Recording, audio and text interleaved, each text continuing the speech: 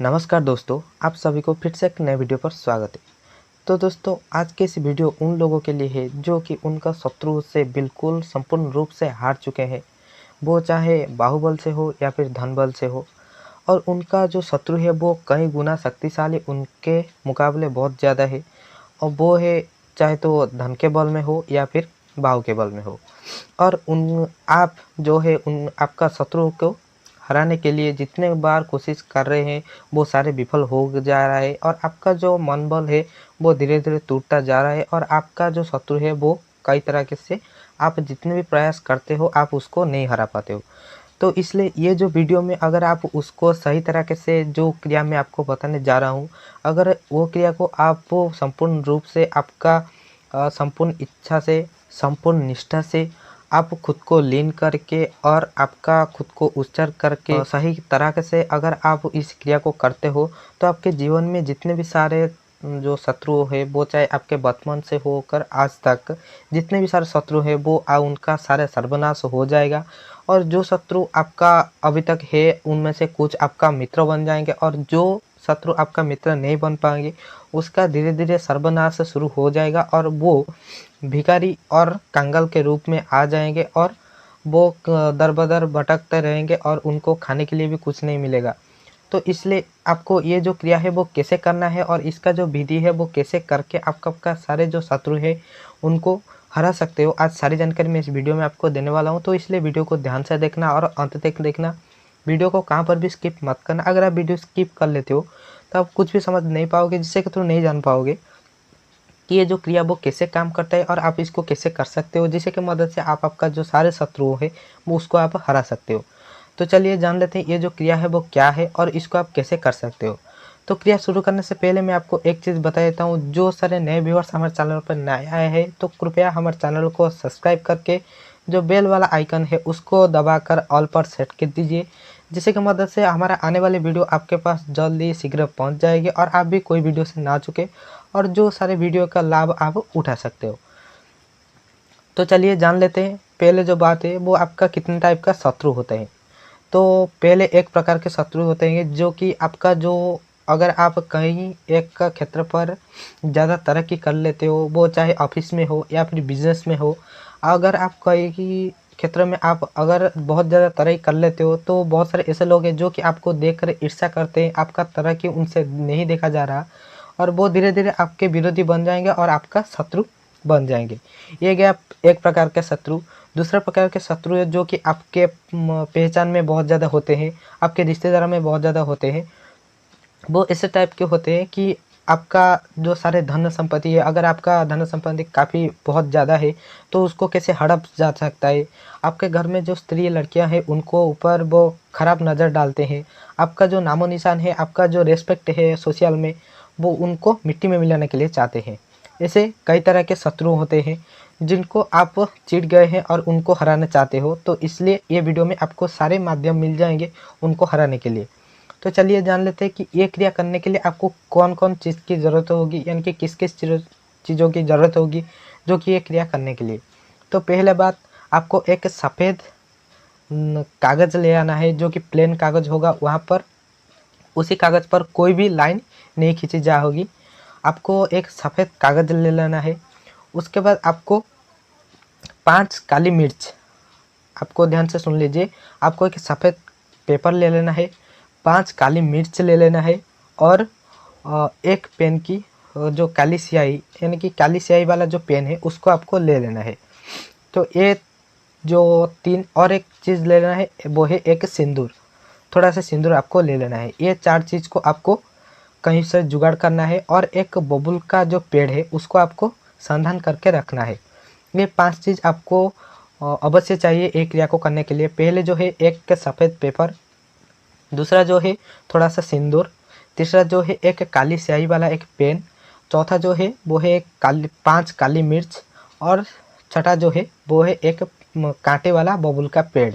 वो पेड़ में जितने ज़्यादा कांटे होंगे आपके लिए उतना ही अच्छा होगा, क्योंकि जितने ज़्यादा कांटे होंगे आपका शत्रु का जो हाल है वो उतना ही ज़्यादा बदतर होता जाएगा। तो इसलिए आपको ये 5 चीज़ को आपको जुगाड़ करके रखना है। तो आपको क्या करना है, कोई भी सप्ताह की एक रविवार को आपको सुबह उठ लेना है। उठने के बाद आपको नहा धोकर स्वच्छ होके एक बबूल के पेड़ को आपको संधान करना है।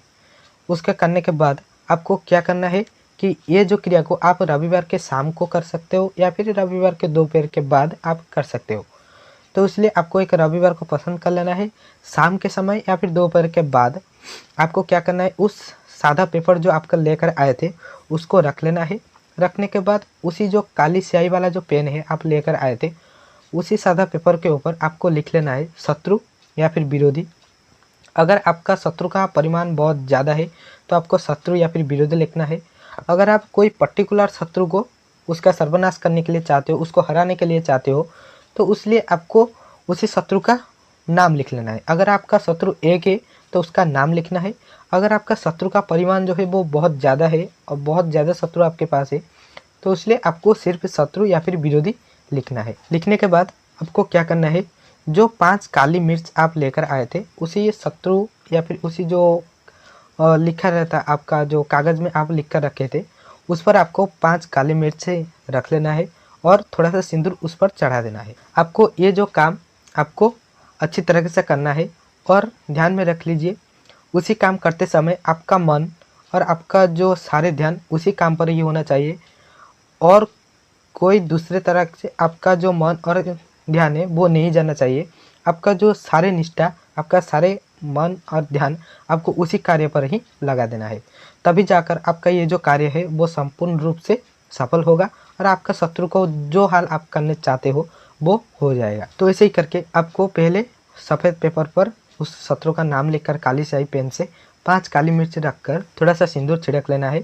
छिड़कने के बाद आपको क्या करना है कि उसी समय आपको प्रार्थना करनी है कि मेरे जो शत्रु है या फिर विरोधी है उनसे मेरा पीछा छुड़ा दो, यानी या फिर जो सारे शत्रु हैं या फिर विरोधी है उनसे छुटकारा पा जाए।